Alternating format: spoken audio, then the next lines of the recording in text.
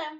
Today I'm going to walk you through kind of my digital literacy story because I feel that personally reflecting on how I use digital literacy to learn requires me to stop and think about how I've gotten to this point in my life as far as using technology and the impact that technology has had on my life. And so I've jotted down a few notes that I may or may not have to refer to, but it's a really good practice to think about how technology has gotten us to where we are and how it's changed us. Because just in my generation alone, the impact and the advancement has been incredible. So, just a little history of my walk with digital literacy. I was born in 1979, so it tells you I'm 38, so it gives you a little generational background. Um, and I distinctly remember the first time I ever had any interaction with the internet was a good friend of mine named Jill. Her dad was a judge in town, and so they had a little bit more money probably than the rest of us. And I remember going over to her house one time, and they had a computer, huge computer, sitting on their dining room table. And she's like, "We got the internet. Come play." My dad said we can play on it. I don't know what it does. Let's figure it out. And so the two of us sat down, and it was dial up, I assume. It took a very, very long time to get connected to the internet. And all the computer was, or the internet at that point, was a black screen with green text. So it was DOS. And you would type in stuff and it would give stuff back. And I remember Jill and I sitting there going, "This is the most boring thing I've ever done. Why would anyone ever use the internet?" And the two of us never touched it again, as far as on that computer. And then fast forward through my entire K-12 experience. We had computer class. It was one of your, like, you would go to PE some days and art some days and music some days, and you'd have computer one day a week. And we played Oregon Trail and typing games and all of that. But there was no, with the exception of learning how to type, I would say there wasn't a lot of learning going on. Now, problem solving, I guess I could arguably say Oregon Trail taught me a little problem solving, but people died regardless of what I did. So not a lot of learning going on using technology in my K-12 experience. And then I started Texas A&M University as an undergrad in 1998. And I remember having a desktop computer, and we had dial-up internet. We used a modem and made that weird like dial-up calling sound. And I remember being so excited when the computer got the capability to knock me off the internet when someone called, because we only had one line. So if I stay on the computer too long, I would miss phone calls. And we didn't really have cell phones at that point. I had a cell phone, I think, starting maybe my sophomore year, so like 1999, but I never turned it on unless I needed to call out. No one called me on it. I only used it to call out. So if I was on the internet in my dorm room, well, I didn't have a dorm room, in my apartment, I don't know why I said dorm, anyway, then no one could call in. And so when the capability came that if a phone call came through the line, it would knock me off the internet and I'd be able to answer the phone, that was just huge. It changed everything because I didn't have to regulate the amount of time I spent on the internet. Now, in saying that, I didn't do much on the internet at that point or with technology because I would, again, type papers. I didn't do any research. I didn't do really a lot of learning. I would check email, download some music in a manner that's now been proven to probably be illegal. But nonetheless, it was not illegal at the time. But there wasn't a lot of learning or enhancing my knowledge being used through digital literacy at that point. And then I remember probably about 2001, maybe, a friend of mine who was much more technologically literate than myself heard about an event in Houston where they were giving away motherboards. And so about 5 of us drove down to Houston one morning, probably skipped class, but anyway, drove down to Houston one morning, and out of the 5 of us, 4 of us won free motherboards, which was awesome, except I had no idea what to do with that. And my friend helped me build my own computer at that point in 2001. Again, is that really digital literacy to learn? Not so much, but I was understanding the process behind it and understanding a little bit more of the value that comes from technology. And so then I graduated from A&M in 2002, first teaching job in 2002. No technology that I remember.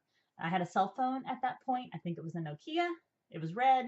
I loved it, but I wasn't even really texting or anything. There was no such thing, obviously, as social media. At that point in my world, I was kind of late into the social media game, but it was not available to me at that point. And I didn't do anything with computers in my classroom. I didn't do anything with computers in my personal life, except again, just typing papers and those things. And so I remember in 2003, I was teaching and we received training on how to enter our grades on the computer. So we would no longer have paper ledgers, which I still kept a paper ledger in addition to my computer grades because I was so worried about something happening to them. And I would enter grades on the computer. And then not too long after that, I also entered comments on the computer, like report card comments. And so that was a big deal that many of us frowned on and fought against, even though I'm not a big like pushback kind of person. So I just did what I needed to do. But the argument was that this was just one more thing that teachers had to do to add time that we didn't have a lot of. And so that was a big pushback. And I remember that year, that was our technology training. So we had technology training because we were integrating technology into the classroom. The term digital literacy, obviously, to this point did not exist, but it was kind of a precursor, I feel, to that process of realizing what technology could do as far as capabilities to in turn make our lives easier. Because what we didn't realize about entering those comments and entering those grades is that it did calculations for us and it did cumulative reports, and you could pull things up and print them out and give them to parents, which before I would have had to handwrite everything out. So that was much more beneficial than I think we realized at the time. But nonetheless, that was kind of the first time I used technology for classroom, for school use. And then I moved to San Antonio in 2005 and started teaching down there. And the school that I was teaching in was very progressive at the time, or at least I thought it was. And we, all had internet in our classrooms. We started to get Wi-Fi.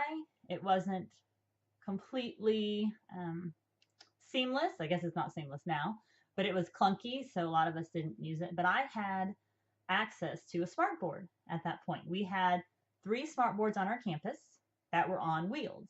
And so literally my classroom was the furthest classroom away from the front office, and the computer lab was next to the front office. And so I would go down to the computer lab, get the huge smart board on wheels, and roll it to my classroom. Quite nervous often, but because many people didn't use it, it stayed in my classroom a lot. And I loved smart boards. And it was at that point that I started to realize how my students could use technology to learn and how I could use technology to learn. Because not only was I creating programs and lessons for my students to use, I was learning as well. And I was learning how I could become a stronger teacher, and I could engage my students and motivate my students in a way that I had not realized before. And it's not that I didn't motivate or engage my students with traditional lessons, because I have always been a relatively good teacher. It's completely my gift from God. But students were starting to play with technology themselves, and I was realizing that, and having a smartboard in my classroom added a whole new element to it. And I will say that's a complete perfect example of right place, right time, because I was recognized for my use with smartboards. Newspapers came and wrote articles. I mean, it was a huge point at that time because I was one of the few people that embraced smartboards. And honestly, it was because I thought it was fun and I was willing to try it. I was not the only one willing to try it, but I was naive at that point, and they came and said, do this, and I did it. And I loved it and adored it. And so I ended up leaving that school in San Antonio. But before I did, so that was 2005. In 2006, I got my first iPhone.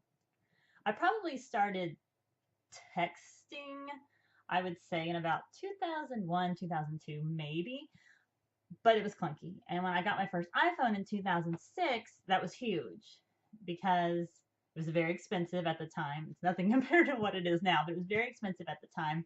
And it opened up a whole new world for me. Now, again, I'm still not on social media at this point. Social media is becoming a more common thing in 2006, but I was not on social media at that point. I didn't, I think I got my Facebook account in like 2008, maybe 2000, end of 2007, but probably 2008. And so in 2006, I got my iPhone and I started having instant access to anything I wanted to know. And so I remember being in restaurants and people asking questions, and I would pick it up and I would be like, I don't know. And I would find out the answer for them. I still do that to this day. And that was a game changer. And then, so I moved in 2007 to the Woodlands, which I'm from Conroe. So I was essentially moving back home. And I was at a campus that had smart boards, but also had class sets of iPads and class sets of laptops. And I remember just being in awe of all the things that I could do with my students. We had our own Moodle classroom, which you may not be familiar with Moodle, but I essentially set up my own classroom portal or online classroom, but that we used in person, face to face, while my students were there. Not all the time, just when it fit. Because one thing I found with technology, and I still firmly believe, technology in the classroom is not a quick fix, and it's not something to use all the time. It's something to use when it's appropriate. And so I remember sitting in a technology training in 2007, maybe 2008. And again, go back to my technology training in 2002, that was put your grades on the computer. This was technology training on what is Google Docs. And my world was rocked. Because the fact that I could sit with someone else and we could both be working on the same document was the answer to so many problems I didn't even know I had.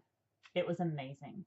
And through that training and through, again, right place, right time, I became a technology trainer for my campus. But what I realized at that point, and that's part of the reason that I ended up giving in and joining Facebook, was I was doing everything I could find to use technology for my students. So those digital literacy aspects, reading and writing and communication, using technology as a tool.